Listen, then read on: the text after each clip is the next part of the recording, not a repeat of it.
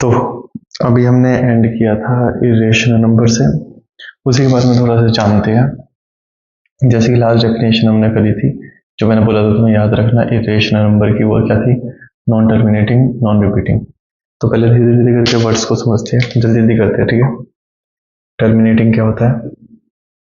Terminating होता है जो खत्म हो जाए, जिसका रिमाइंडर क्या हो? 0 हो। जैसे कि 2 को डिवाइड किया 10 से, 2 5 जा 10, रिमाइंडर 0।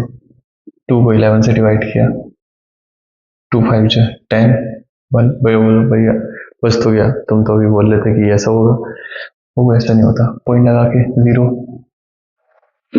आ गया ना, रिमाइंडर 0। तो अब इसके अलावा जो भी बचते वो बचते नॉन टर्मिनेटिंग। एग्जांपल देगा? नॉन टर्मिनेटिंग के एग्जांपल में हम देख सकते हैं जैसे 3 डिवाइडेड बाय 10, तो 3 3 जा 9 1, पॉइंट लगाया 0 3 9 1, ऐसे चलता रहेगा ये, मतलब 3.333 dot dot dot dot dot. अभी बार बार रिपीट हो रहा है ना 3, तो इसे हम लिख सकते हैं 3.3 पे बार। ये जो चीज लिखी है इसको कहते हैं बार। इसका मतलब होता है ये डिजिट बार बार रिपीट हो रही है, बार बार रिपीट हो रही है, ठीक है। इसको हम दो कैटेगराइज कर सकते हैं, नॉन टर्मिनेटिंग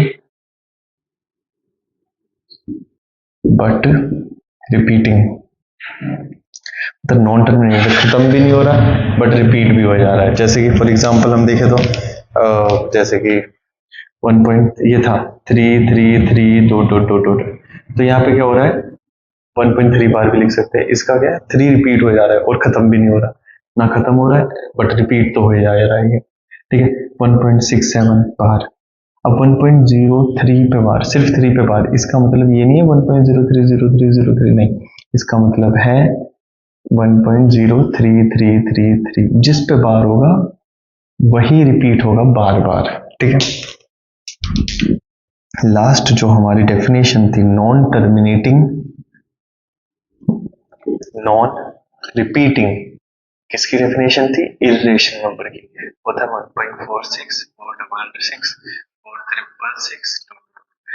बोले भैया ये भी तो रिपीट हो रहा है, कैसे?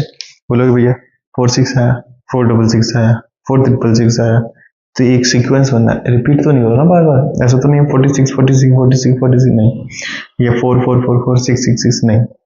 तो यहाँ पे क्या हो रहा है, ये नॉन टर्मिनेटिंग ना खत्म हो रहा है और रिपीट किया जा रहा है, नॉन रिपीटिंग ना रिपीट कर रहा है, ठीक है। तो ये हमारे इरेशनल की डेफिनेशन है।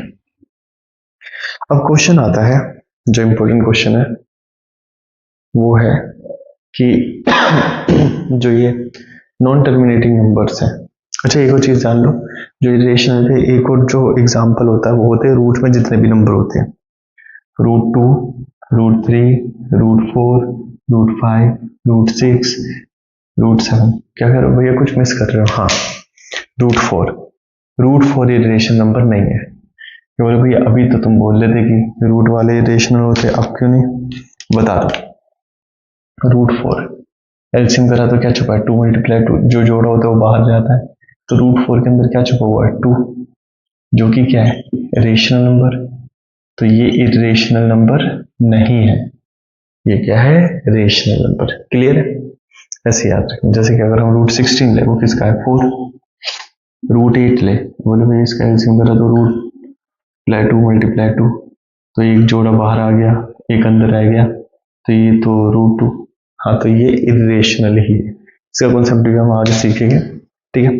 अब थोड़ा सा जान लेते हैं कि कैसे नॉन टर्मिनेटिंग नंबर को फ्रैक्शन में कन्वर्ट करते हैं। नॉन टर्मिनेटिंग को फ्रैक्शन में कन्वर्ट करना है। वो कैसे करेंगे? छोटे से एग्जांपल, जैसे कि यहाँ पे एग्जांपल ले लेते हैं हम, एनसीईआरटी में एक एग्जांपल है ना, 0.6 बार। 0.6 बार, ध्यान से समझना, बार का मतलब तो मैं तुम्हें समझा चुका हूँ, ठीक है। नजरें नहीं हटाना, बहुत इजी कॉन्सेप्ट है, बस थोड़ा ध्यान देने की जरूरत है। हम क्या करेंगे, इसे हमें P/Q की फॉर्म में, फ्रैक्शन का मतलब P/Q की फॉर्म में रिप्रेजेंट करना है, P/Q की फॉर्म में रिप्रेजेंट करना है। क्वेश्चन ऐसे आएगा, ठीक है। कैसे करेंगे? हम क्या करेंगे, पहले कर लेंगे लेट कर लेंगे x इक्वल्स टू 0.6 बार। कोई भी चीज फॉर्म सोल्व करने के लिए इक्वल टू चाहिए हमें, इक्वल टू के लिए हमने लेट कर लिया कि वैल्यू x की है, ठीक है। अब बार कितने पर है, पॉइंट के बाद कितनी डिजिट है, एक डिजिट, और एक ही डिजिट पे बार है। दो डिजिट पे बार होता तो उसके हिसाब से, पर पहले एक डिजिट पे बार लेते हैं। एक डिजिट पे बार है तो हम इसे क्या लिख सकते हैं, इसको, ये एक डिजिट पे बार है, याद रखना। मैं बार बार इस पे क्यों फोकस कर रहा हूँ एक डिजिट पे, इसलिए कर रहा हूँ क्योंकि एक डिजिट पे तो ये 10 से मल्टीप्लाई होगा। अगर ये होता 0.47 बार तो ये मल्टीप्लाई होता 100 से, क्योंकि पॉइंट के बाद दो डिजिट पे बार है। अभी 10 से करते हैं, multiply by 10 on both sides. तो 10 multiply x equals to 10 multiply 0.6 बार। अब बोलोगे भैया अब ये हो जाएगा 10x, ये कैसे होगा मैं बता देता हूँ। 10 मल्टीप्लाई 0.6 बार है, ठीक है। अब इसे क्या लिख सकते हैं, 10 मल्टीप्लाई 0.66666 डॉट डॉट, क्लियर। जब कोई भी नंबर 10 वाला डिजिट मल्टीप्लाई में होता है तो पॉइंट को एक बार आगे भगाओ, क्योंकि एक जीरो है, दो जीरो होते तो दो बार भगाते, तीन जीरो होते तो तीन बार भगाते हैं, ठीक है। तो पॉइंट इधर आ जाएगा, तो पॉइंट इधर से उठ के इधर आ जाएगा, तो ये बन जाएगा 6.66666। इसको क्या लिख सकते हैं, 6.6 बार, तो इसका आंसर आ जाएगा 6.6 बार, ठीक है। ये होगी हमारी सेकेंड इक्वेशन। और बोले भैया गवार ना दोनों, पहले तो बना था, तो ये नहीं ना फर्स्ट, समझे। हमने क्या सीखा, हमने सीखा कि पॉइंट के बाद जितनी डिजिट पे बार होता है उसमें से मल्टीप्लाई करते हैं। यहाँ पे क्या था, एक डिजिट पे बार था तो एक 10 से मल्टीप्लाई, अगर दो डिजिट पे होगा तो 100 से मल्टीप्लाई। इसे अगर ट्राई करना तुम अपने खुद से, इसके करने के बाद में अब क्या करेंगे, subtract equation first from equation second. अब याद रखना सब्ट्रैक्शन में LHS वाला LHS से, RHS वाला RHS से, और फ्रॉम वाली डिजिट पहले बताते हैं, जानते हैं। तो 10x माइनस, अब LHS में इधर क्या है, इक्वेशन फर्स्ट में x है, बोलो x, इधर क्या है RHS में 6.6 बार, इधर क्या है 0.6 बार, ये रफ है इधर, ठीक है। तुम भी ऐसे रफ करा करो। 10x माइनस है x 9x, अब इसको मल्टीप्लाई माइनस करो 6.6 बार माइनस 0.6 बार, 6 बार से 6 बार गया 0 बचा, 6 माइनस 0 गया 6, तो यहाँ 6 x इक्वल्स टू, ये मल्टीप्लाई में जब भी कोई वेरिएबल मतलब x a b c d किसी नंबर से चिपके हो, या a b c d x आपस में चिपके हो, चिपकने का मतलब है मल्टीप्लाई है। तो मल्टीप्लाई जब x इक्वल्स टू के उधर जाती है तो बन जाता है डिवाइड, प्लस उधर से माइनस हो जाएगा, माइनस उधर से प्लस हो जाएगा, मल्टीप्लाई डिवाइड और डिवाइड मल्टीप्लाई, ये कटेगा 2 बार में, कटेगा 3 बार में, x की वैल्यू आ गई 2/3, ठीक है। क्लियर है। अब थोड़ा सा मुश्किल वाले थोड़ा क्वेश्चन को, क्योंकि तुम्हारे डाउट शायद ना आए, इतना अच्छा दिमाग नहीं है ना। चलो भैया बेइज्जत मत करो, देख लो लाइक नहीं करेगा, चलो नहीं कर रहा भाई। अब क्वेश्चन अगर ये आ जाए, रिप्रेजेंट करो 1.324 पे बार, क्या बोले भाई ये क्या है, पॉइंट के डिजिट के बाद बार नहीं, यहाँ पे बार है। अब ये कैसे होगा, हम बता देना, हम है ना, सेम चीज लेट करेंगे x इक्वल्स टू 1.324 पे बार। अब तुम क्या करोगे कि पहली चीज जो होगी ना, जो ये पहली इक्वेशन, ये इक्वेशन तभी बनेगी जब पॉइंट के तुरंत डिजिट पे बार हो। यहाँ पे क्या हो रहा है, पॉइंट के तुरंत डिजिट पे बार नहीं है, उसके एक डिजिट के बाद बार है। तो तुम क्या करोगे, इसे इधर लाओगे, इंक भी खत्म है इसकी, चलो बटनी पर निकल लेगा, कोई दिक्कत नहीं है, इधर लेकर आओगे। अब इधर लाने के लिए मैंने तुम्हें बताया कितनी बार आगे लगाना है, एक बार, तो 10 से multiply by 10 on both sides, तो हो जाएगा 10 multiply x into 10 multiply equals to 10 multiply 1.324, तो ये पॉइंट इधर भाग जाएगा, तो ये जाएगा 10x इक्वल्स टू 13.24 बार। कोई दिक्कत समझ में आ गया? बहुत बढ़िया। अब ये बनेगी हमारी फर्स्ट इक्वेशन जो यहाँ पे थी, आगे ना सेंस इक्वेशन, पॉइंट के बाद तुरंत बाहर, पॉइंट के बाद तुरंत पे बाहर, ठीक है। अब सेकेंड इक्वेशन क्या करेंगे, पॉइंट के बाद कितने डिजिट पे बाहर है, कितने, 2 डिजिट पे, तो किसे मल्टीप्लाई करेंगे, 10 बैक पे वो ध्यान दो, कितने, 2 डिजिट पे ना, तो 1 2 0 ऑन बोथ साइड्स, ठीक है। तो 100 मल्टीप्लाई 10x, 100 मल्टीप्लाई 13.24 के बाद तो जाएगा 1000x, पॉइंट मैं बताया था यहाँ 100 इंटू 13.24 बार, इसका मतलब 100 मल्टीप्लाई 13.2424, तो जब मल्टीप्लाई होगा 2 बार पॉइंट जाएगा, तो जाएगा 1324.24 डॉट, तो इसे लिख सकते हैं 1324.24 पे बार, तो ये हो जाएगा 1324.24 पे बार। कोई दिक्कत? बस क्या किया, इसे 2 0 बार आगे कर दिया।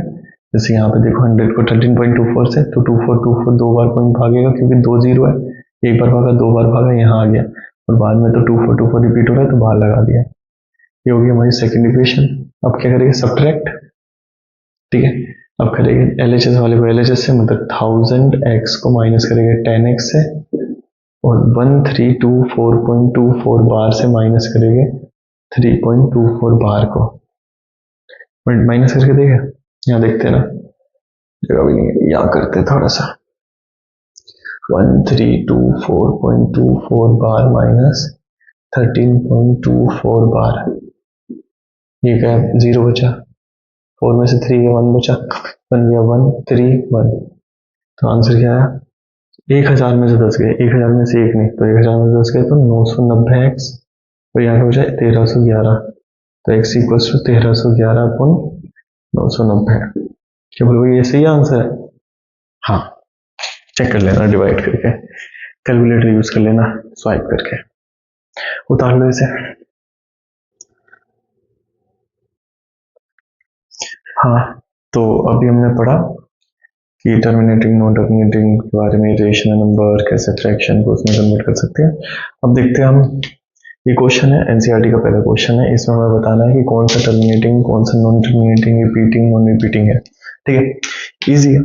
अब ये तो है नहीं, सबको हम डिवाइड करते रहेंगे और चेक करेंगे कि रिमाइंडर 0 आए या नहीं आए, क्या डेसिमल, कितने डेसिमल बाद 0 आएगा, तो नहीं, हमें क्या करना है, डिनोमिनेटर को एनालाइज करना है, डिनोमिनेटर को, और चेक करना है उसको एलसीएम करके, वैसे एलसीएम नहीं कहते उसे, पता है उसे कहते हैं फैक्टराइजेशन करना, प्राइम फैक्टराइजेशन, ठीक है, बट एलसीएम जान लेते हैं, वो होना चाहिए 2 into 5 की पावर की फॉर्म में, ठीक है।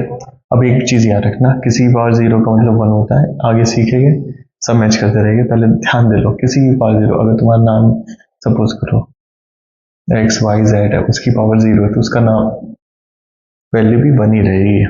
पहला क्वेश्चन देखते हैं, अगर कोई भी इस फॉर्म में रहता है तो उसका मतलब वो टर्मिनेटिंग है, अगर उसमें एलसीएम में सिर्फ 2 या 5 हो, ये समझ लो 2 हो 5, आइदर 2 और 5 और बोथ, या तो 2 हो 5 हो या उससे ज्यादा। आगे में ये जब हम एक्सपोनेंट पावर पढ़ेंगे आखिरी सेशन में इसी चैप्टर के, उसमें मैं बता भी दूंगा कि इसका मतलब क्या है, ठीक है।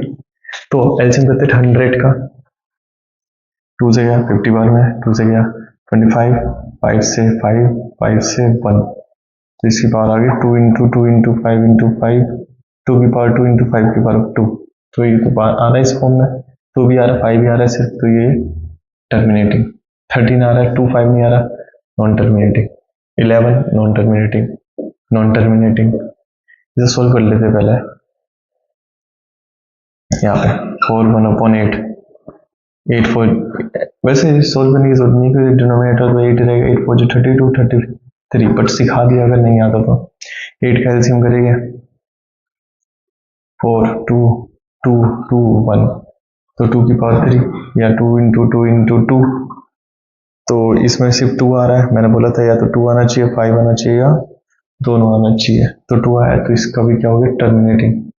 400 का एलसीएम करोगे उसमें भी यही आएगा, तो ये भी होगा टर्मिनेटिंग।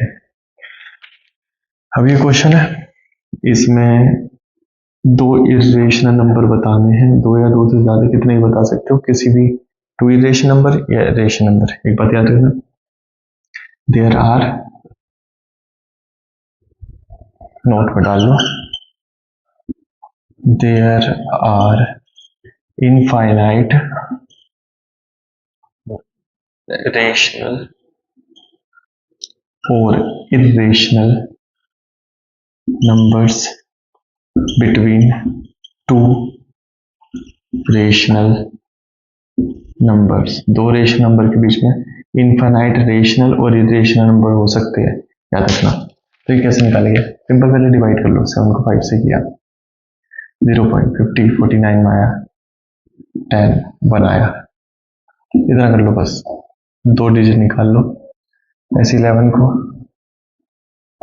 9 से तो 0.90 आ गया, 88 बार में जाएगा, 8 20 11 बार में, तो होता है 0.71 और 0.81। तो इनके बीच में क्या आता है 0.73, तो 733 733 तो 0.76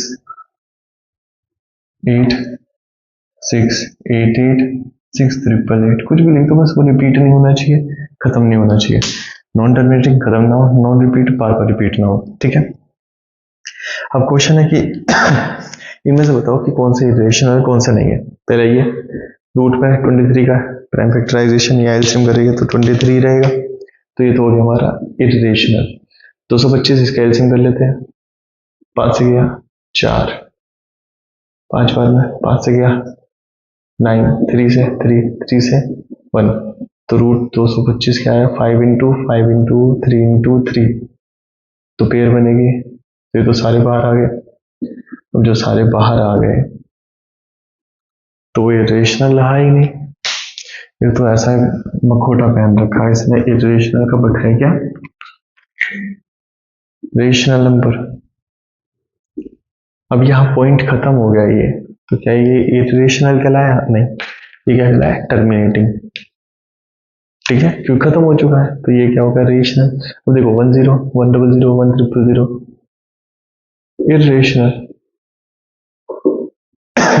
तो ये चीज और जान लो, रेशनल प्लस इरेशनल कहलाएगा इरेशनल, रेशनल माइनस इरेशनल कहलाएगा इरेशनल, रेशनल मल्टीप्लाई इरेशनल कहलाएगा इरेशनल, रेशनल डिवाइड इरेशनल और इरेशनल डिवाइड रेशनल कहलाएगा इरेशनल। तो प्लस हो माइनस हो, बट मको मतलब गलतफहमी से दूर रहना। जैसे यहाँ पे दिखा रहे थे कि रूट में है, बट ये है तो रूट में, होना इटरेशन चाहिए था, बट एलसीएम करके ये 15। ऐसी ये चीज हम आगे सीखेंगे, अभी अगले के सेशन में हम रूट के कॉन्सेप्ट को सीखेंगे, रूट होता क्या है, हम सीखेंगे बायनोमियल मल्टीप्लिकेशन, रेशनलाइजेशन, फिर लॉ ऑफ एक्सपोनेंट्स पढ़ेंगे। Thank you.